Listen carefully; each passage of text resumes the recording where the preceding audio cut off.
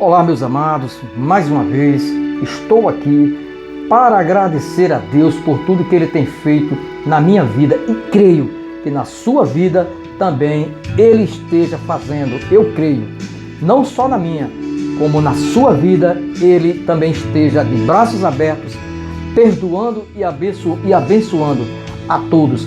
O motivo de eu estar aqui hoje, meus amados, eu vou contar o que eu tive agora, dia 13 de junho de 2021.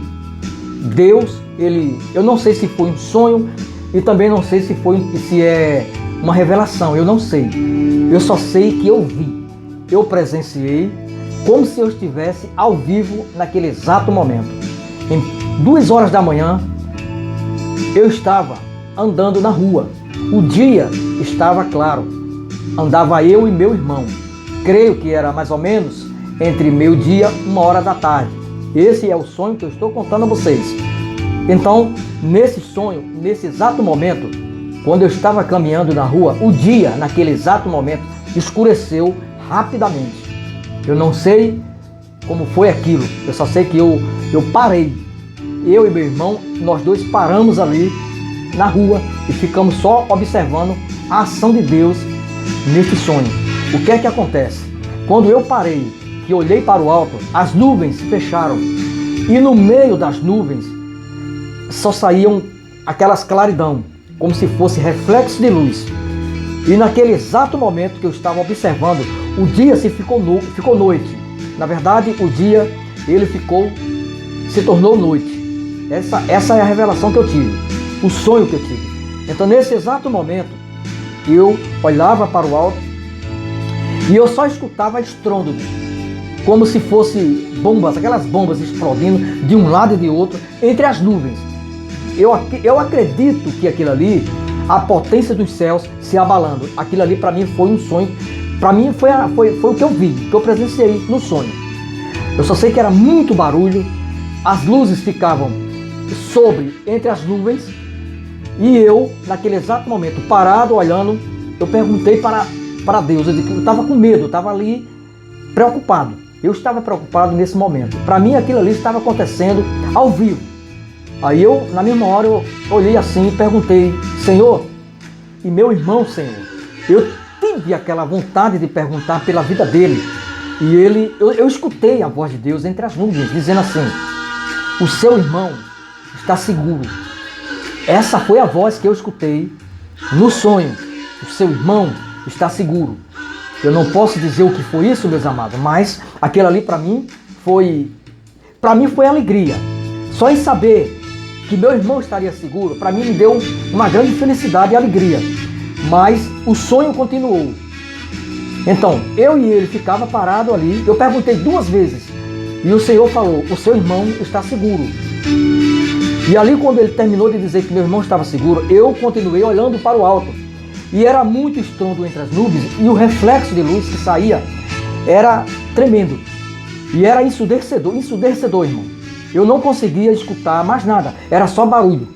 É como se fosse as potências do céu se abalando. Porque a Bíblia diz que vai chegar o dia que as potências dos céus vão se abalar. Então era como se fosse aquilo ali, o arrebatamento da igreja. E eu, naquele exato momento, eu fiquei preocupado. Eu fiquei preocupado naquele exato momento comigo. Será que eu estou seguro? Mas eu acredito que estou. E ali fiquei conformado na minha. E esperei a ação de Deus para ver o que ele ia fazer com a minha vida e a vida do meu irmão que estava do meu lado. Mas dali ficou. Ali eu me acordei. Quando eu me acordei com meus olhos lacrimejando. Silenciosamente eu estava chorando ali, para não chamar a atenção de ninguém, mas eu estava chorando. E nesse exato momento, a gente tem uma mania de toda madrugada, a gente sempre ir no sanitário, né? Só que nesta noite, eu não fui, eu me segurei. Eu até fiquei assustado com o sonho que eu tive, e eu tomei uma decisão: eu não vou no sanitário. Eu me deitei. Quando eu me deitei, meus amados, é como se você pegasse um filme, um DVD, e colocasse ele na pausa, para que depois você desse continuidade a ele e você continuasse a assistir o filme. Quando eu me deitei, o sonho voltou novamente. Mas ali, eu Eu estava pedindo a Deus, quando eu me acordei, eu pedi a Deus, Senhor, tem misericórdia da minha vida. E quando eu me deitei, aquele sonho, ele voltou novamente. Do mesmo jeito, só que no sonho eu não perguntava mais nada para o Senhor. Eu não perguntava mais nada para Ele. Eu me dava ali, na frente daquelas nuvens, olhando para o alto. Eu ficava ali, naquele momento, só observando as ações de Deus sobre as nuvens. E esse sonho se estendeu, eu creio que até 4h, 4h30 da manhã. Porque quando eu me acordei, mais uma vez era 4h30 da manhã. Então eu tive o sonho, eu creio que umas 2 horas. E Deus me mostrou neste sonho, entendeu? Para mim aquilo ali foi uma revelação. É como se quando o Senhor voltar, pode ser semelhante àquilo ali, porque a Bíblia diz que nos finais dos tempos, né, a potência dos céus vai se abalar, as estrelas vão cair. Então eu tomei aquilo ali como um alerta para a minha vida e para meu irmão, até mesmo para você que vai ver esse vídeo, que também pode servir de um alerta, porque o Senhor Jesus Cristo, Ele está falando com o seu povo, até mesmo através de sonhos e revelações. Então eu tomei isso na minha vida como um sonho ou uma revelação. Das duas coisas, uma. Eu não sei nem como posso dizer o que foi. Eu sei que eu presenciei essa situação como se eu estivesse ao vivo. Mas quando eu me acordei chorando. E isso me chamou muita atenção o dia todo. Fui trabalhar e eu fiquei o dia todo pensativo. E a cada passo que eu dava, e a cada caminhada que eu dava, dentro do carro e às vezes andando, sempre olhando para o alto e dizendo, Senhor, tenha misericórdia da minha vida. Isso foi na mesma madrugada, amanhecendo já para a noite. Isso foi o dia todo, pessoal. Eu pensativo, até hoje ainda estou. Mas serviu de alerta para mim, talvez até para me fortalecer mais um pouco, né? E para quem escutar este pequeno testemunho, né, de sonho, porque eu creio que Deus, Ele me mostrou ali uma semelhança, né, como pode ser o arrebatamento da igreja. Vai pegar a todos de surpresa. Jesus vai voltar, Ele está avisando o seu povo que se prepare, porque Ele vai vir como ladrão, entendeu? Então, meus amados, tome este vídeo, este testemunho como prova, como um exemplo, como um alerta para a sua vida, para a vida da sua família e para a vida de muitos, porque Ele vai pegar a todos de surpresa e Ele está alertando o seu povo, e por isso que nós temos que se preparar.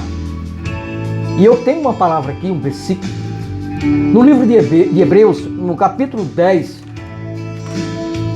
no versículo 36, Hebreus 10, 36, depois eu vou lá para Daniel, Hebreus 10, 36, porque necessitais da aparência, para que depois de haverdes feito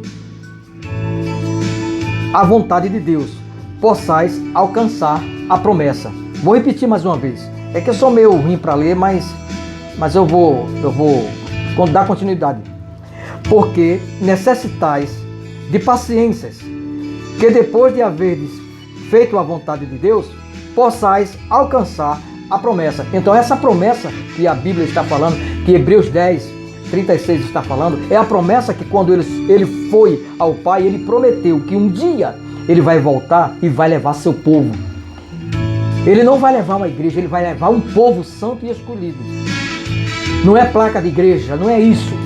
Ele vai levar um povo escolhido. Apesar de que ele tem dado dureza nas suas palavras, em dizer que são muitos são chamados e poucos escolhidos. Eu prefiro estar no meio dos poucos.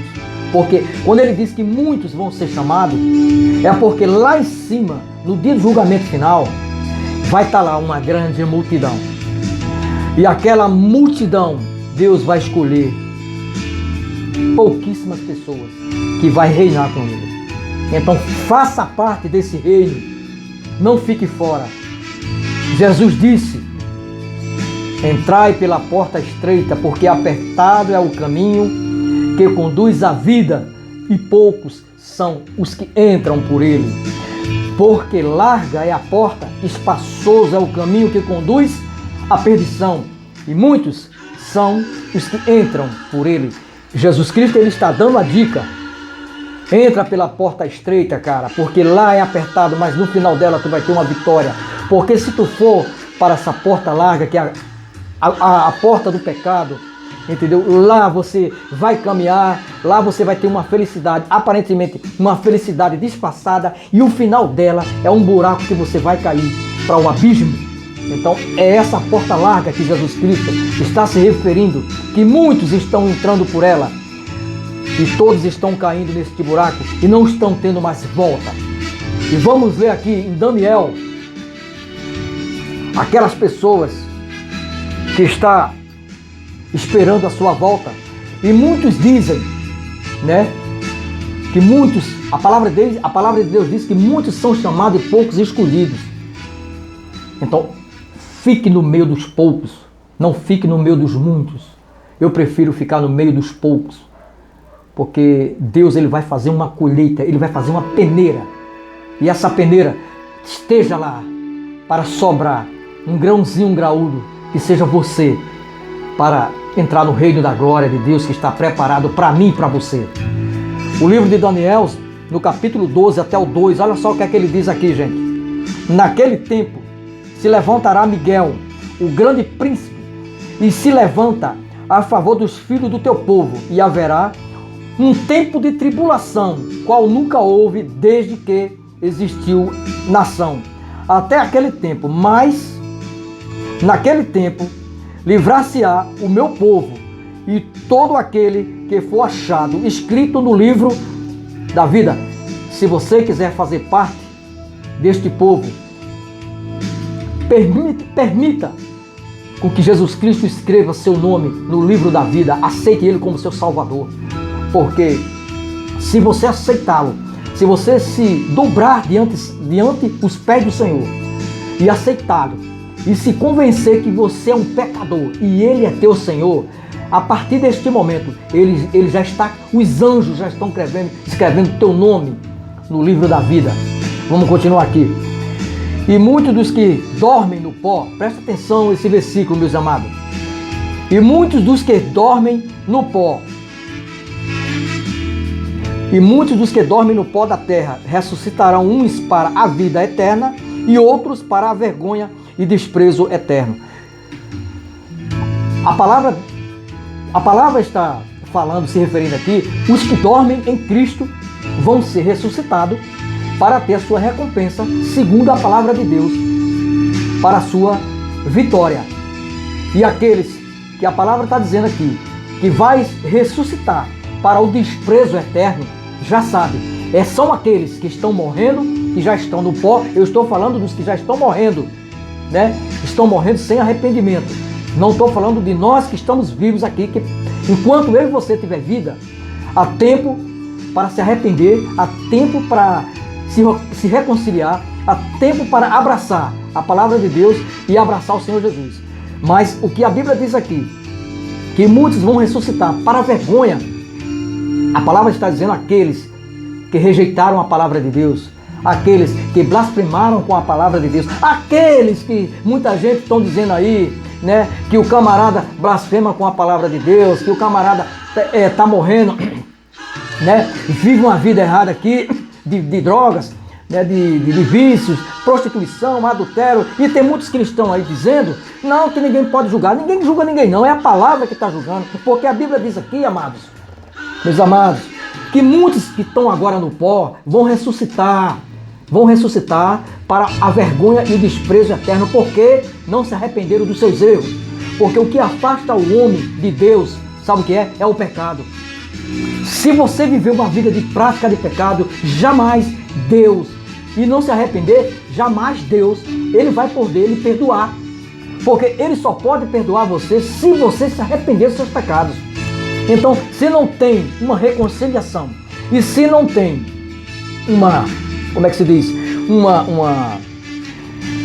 Uma volta para Jesus, né? Se não tem um perdão, né? Se não tem consciência de que Jesus é o teu Senhor e teu Salvador, e você não se reconhece que você é um pecador, então jamais, se você não se dobrar diante desta palavra, jamais Deus ele vai poder lhe perdoar, porque você não se confessou e tem que se confessar.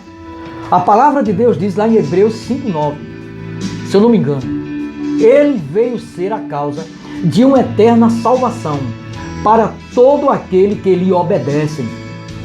Ele veio ser a causa de uma eterna salvação para todo aquele que lhe obedece. Salvação é para obediente.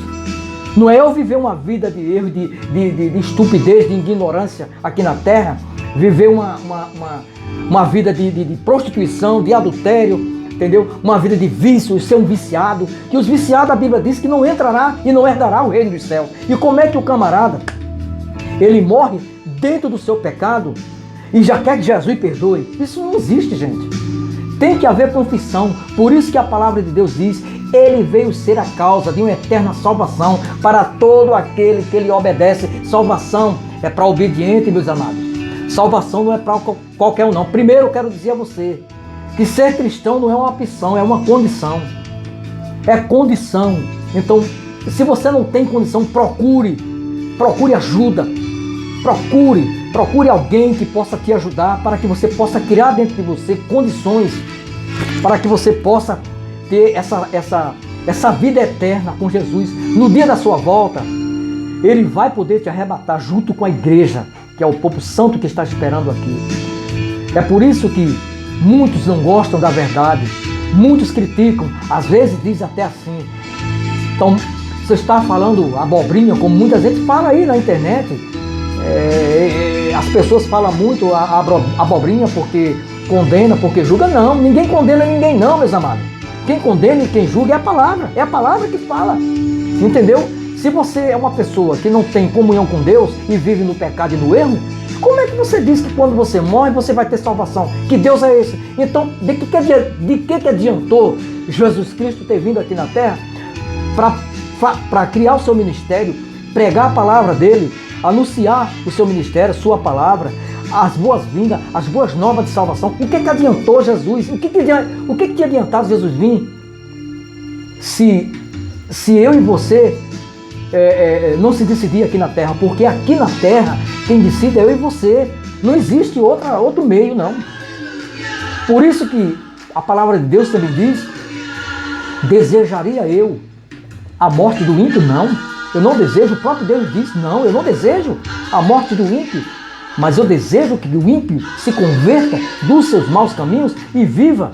Então Deus deseja salvar a todos, mas também Ele não pode salvar a todo mundo, porque depende de cada escolha, de cada um aqui nesta terra.